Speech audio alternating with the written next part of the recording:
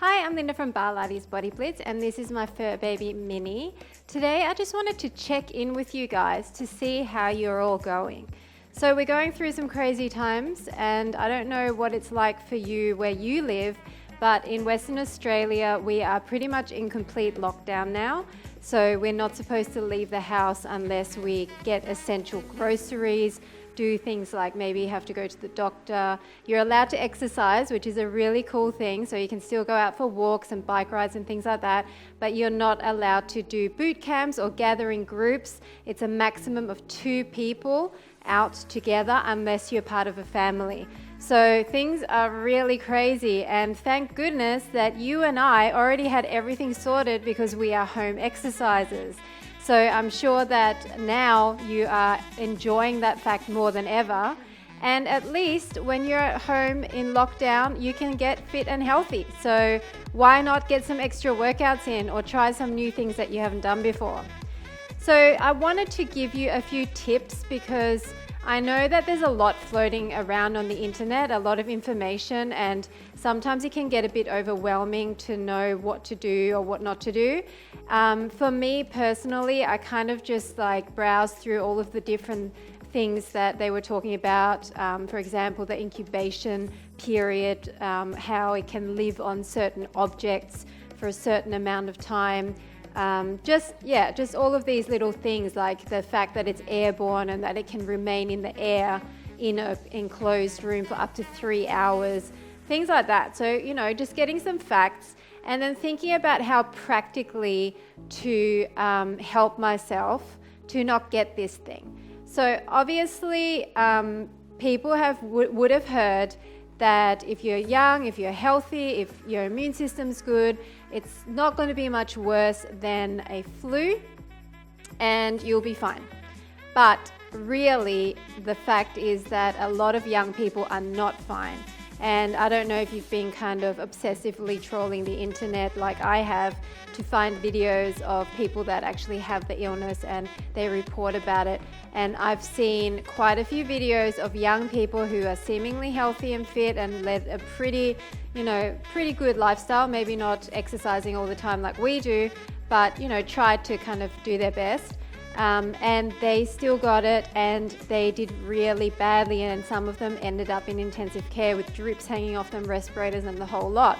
And there's also young people dying. So let's not be complacent about this. I think in Australia we've got a very laid back attitude. It's very much she'll be right, that sort of thing, that sort of attitude where, it'll happen to the next person, but we'll be fine, and even if we get it, we'll just get through it, that sort of Aussie battler attitude. I don't know if that's the same in your country, but here there's definitely that attitude.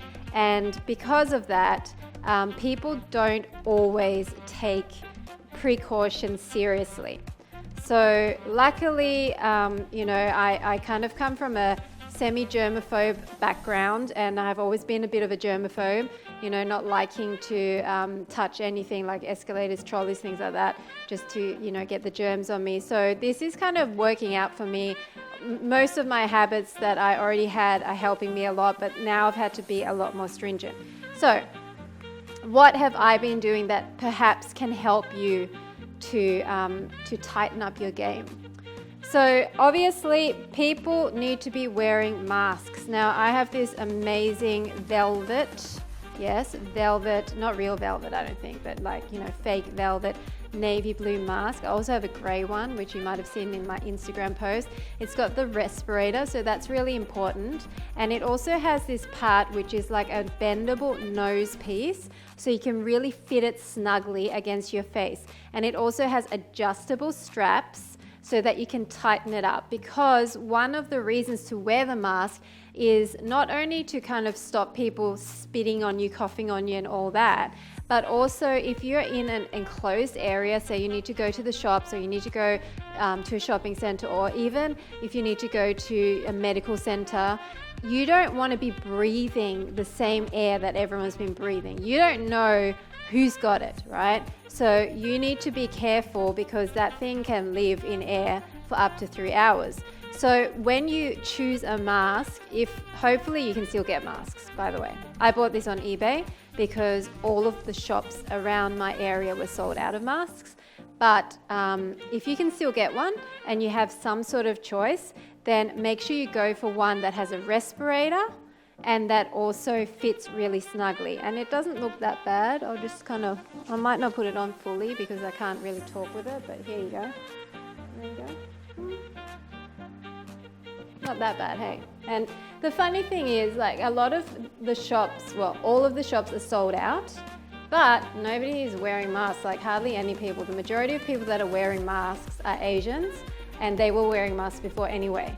So I don't know what people are doing. They're stockpiling these masks, and maybe they're kind of waiting for it to get really bad, or maybe they wear it like in circumstances where they come into close contact with people. I don't know, but when I go to the shops and things like that, there's very few people wearing them, and that's alarming. So if you're not wearing your mask because maybe you're self-conscious about it, or maybe I've heard another rumor, people are not wearing them because the medical staff are finding it hard to get enough masks and they feel bad about it, like as if I stole a mask from the people who really need it.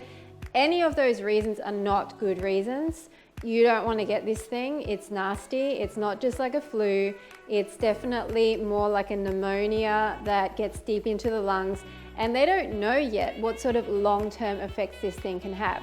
So don't be complacent. If you have a mask, wear it. If you don't have a mask, even consider tying a scarf around your face, or something like that. I've even seen a person tie just some fabric around there, because it is that important. You just don't know who's got it. And even though you're looking at the numbers, I'm sure you're looking at the numbers like I'm looking at the numbers, and they're like, don't seem to be that bad. In Western Australia, which is a massive area, there's only around 360 cases.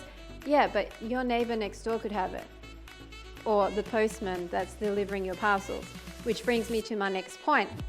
So obviously a mask is amazing to keep your person intact and not get gross stuff on you.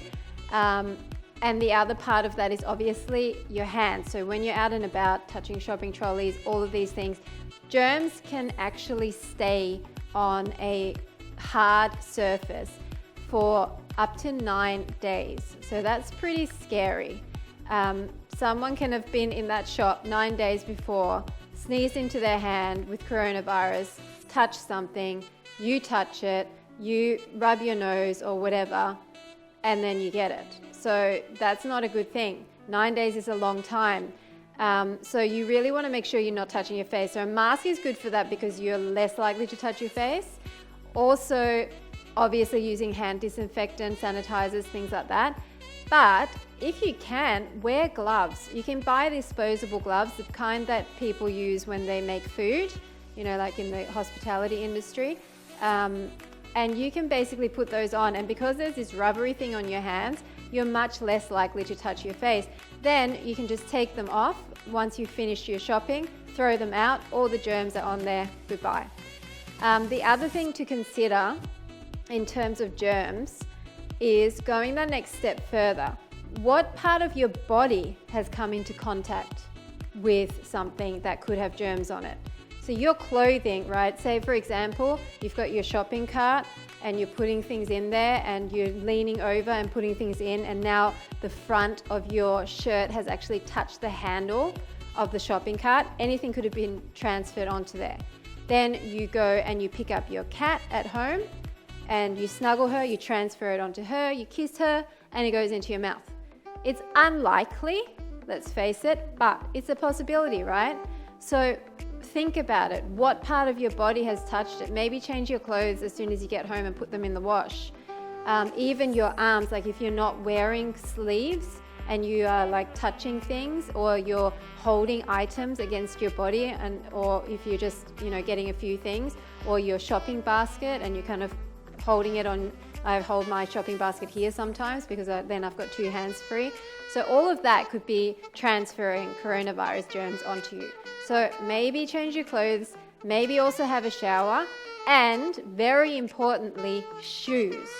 Okay, so you're walking around potentially in an infected area, and when people sneeze and cough, the majority of particles fall onto the ground. You're walking all over that, then you walk into your house, walk the germs all over your floor, your cat or your dog or your child rolls around on the floor, you pick them up and you kiss them and you've ingested coronavirus. Again, probably unlikely, but hey, it could happen, right? And you just want to safeguard these things that are simple to do, you want to do. So what I have found is the best method is, number one, I get home from shopping, I don't even bring the goods inside. I leave them outside and I put them all over the pergola outside and I spray everything with disinfectant spray. Then I turn it over, because don't get lazy and just do one side. Spray the other side. Leave it out there to kind of get all, germ free. Go inside. Make sure you've already either taken off your gloves or you've already disinfected your hands before you even got in the car. Definitely after touching everything again, make sure you wash your hands. Then take off your clothes, put them in the wash, and have a shower. Simple. Then you can go outside, your goods are all nice and dried and you can put them away. Shoes, same thing. Maybe leave them outside with the goods and spray them, especially the sole. Or take them off outside and leave them outside for next time you go out. So little things like that seem a little bit extreme, but you don't want to be caught out. You don't want to have been so vigilant with wearing your mask and sanitizing your hands, and then you're bringing coronavirus into your house with a rice bag or with some yogurt or whatever it is. Okay, you just really want to be careful with things like that. What else can I tell you?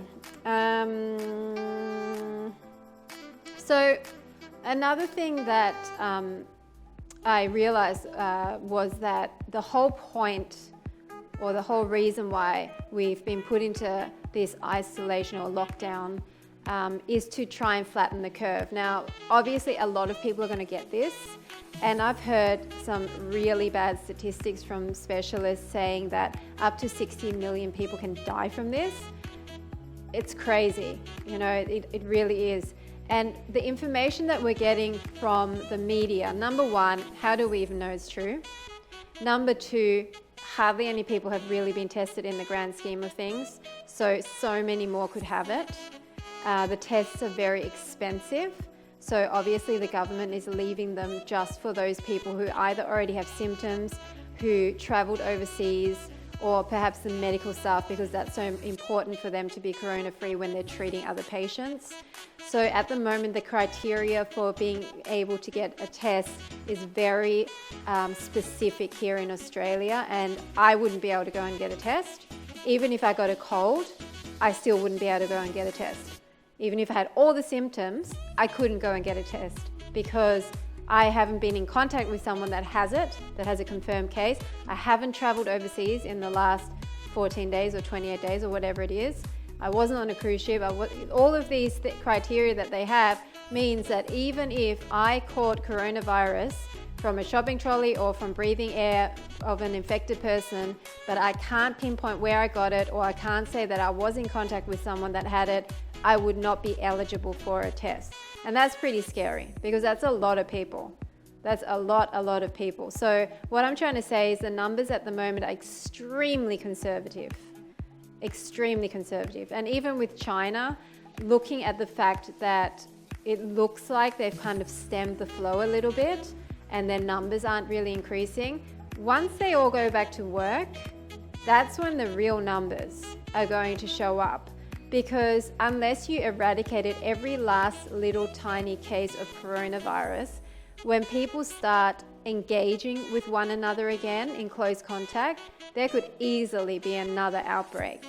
And I heard crazy things about China. They were actually welding people's doors shut so they couldn't get out and spread the thing. So they were hyper vigilant.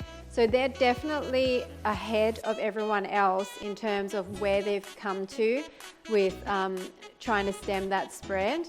So when they all start going back to business as usual, that's when we're going to see what the numbers are really going to be like. So that's scary, isn't it? And in our countries, I don't know where you're at with it, but most of us are still quite far behind. And at the moment, in most countries, it's still increasing quite exponentially. So it's going to be scary when some third world countries that have a lot of slum areas or a lot of people living in very confined, congested areas. It's going to be scary when we see the outbreaks there, especially if their medical system can't handle it at all. Because imagine in India how easily it could spread and how little help there would be and how little hygiene there possibly could be in some of the poorer areas with the slums and things. So I think we're far from done. So you may as well get used to the fact that you're going to have to be vigilant with it and get into a routine with it. You got nothing else to do, so get into a routine.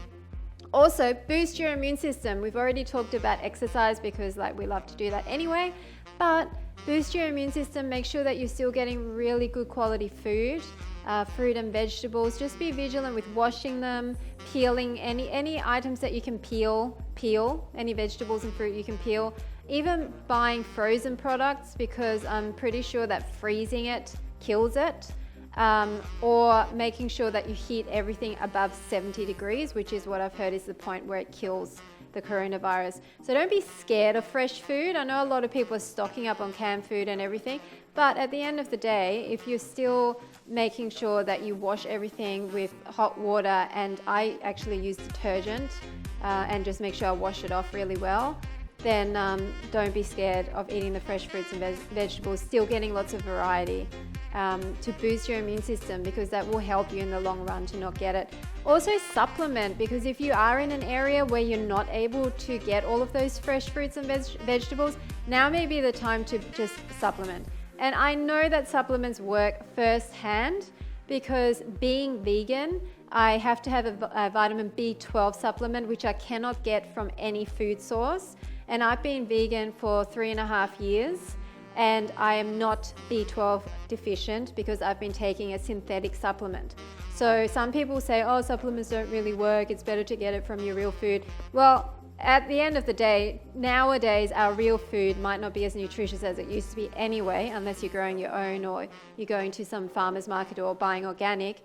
So supplement, it's worth it. And if you're worried about it, I mean, now I wouldn't really suggest going to the GP, but if you wanted to, you could down the line get a blood test to check your levels and then start supplementing and see if they go up. And that's the other thing I did. My iron was a bit low, so I started supplementing and it's gone to a normal level. So I know supplements work firsthand. I think that's pretty much all I can tell you right now about the coronavirus thing. Just keep active, try not to get into bad habits. Start a new hobby, start doing things that maybe you've been putting off. Maybe you've got some old craft things happening they've been in the back of the cupboard for however long. Maybe get out some puzzles, maybe do, knitting, whatever you want to do. Just do something new and keep active. It will help you keep stimulated and sane. And of course, there's always Netflix, and of course, there's always YouTube. Today, I built a box house for Minnie. Minnie, why are you sitting on the floor? Come on. You want to be with the people. The people want to see you. Yeah, sit up here with Mummy. Yeah, sit up here. There's no more food. You can just stay here without food. It's okay. You can stay up here without food and just relax. Yeah, relax. She always wants food, but I guess that's typical. Well, actually, no, I don't think it is typical for all cats. I know there's some cats that aren't really that worried about food, but she loves her food. So I built her a box house, and she's loving that, and she's loving me being home all the time, so I'm sure all of your pets are just relishing this time. So make the most of it, bond with them. Bond with humans, use Skype, use Zoom, use WhatsApp, stay in touch with people. Sometimes the best conversations come in time of crisis, and you can, build relationships even if you have to do it via the internet. About my workouts coming up, so much. I'm trying to accommodate everyone that's having to stay at home, maybe even in apartments. So I have been making some quiet apartment style workouts. So the gentle home workout is one of those. And I'm also going to do a more advanced series called Apartment Fever, and maybe even Lockdown Madness, something, that's crazy and burns a lot of calories, but is definitely still low impact enough that you can do it in an apartment, and also joint friendly and all those lovely things. I'm still finishing my Focus 5 Minutes series, which is the 5 minutes of targeted muscle group work. Lots of fun there. Mix and match them as much as you want. Use them as add-ons. And then in the future, there will definitely be some more ankle weight workouts, some Pilates ring workouts, some bounce workouts, some fitball. I'm going to try and incorporate all of the favorite equipment into the series so that it will keep you engaged and give you enough variety to see this through. And who knows how long it's going to be. It may be 6 months, it may be a year, it may be 18 months. Hopefully we're not in lockdown for that long, but if we are, at least we'll have lots of workouts to keep us busy. So leave me comments below. Let me know what's going on with you. What have you been doing to help you keep fit and healthy and sane in this time? And if you have any other hints or tips for people to keep sterilized and keep coronavirus free, then please put that below as well, because sharing is caring. It's always good to let other people know how to get by. The other thing that I've been doing a lot is trying out new recipes. So, if you have any good recipes, stick them down below. Let's make this a real kind of community feel where we share ideas. And I'm not sure if I've mentioned it, but if you go over to my Facebook, all the links are in the description below. I have a daily chat there just talking about the workouts that we did. So join into the chat. Let me know what workouts you've been doing, what you liked, what you didn't like, what you want to see more of. Show me pictures of your cat or your dog. Definitely any fur babies are high on my list of priorities. Stay fit, stay healthy, and happy Barlating, and I'll see you at the next workout.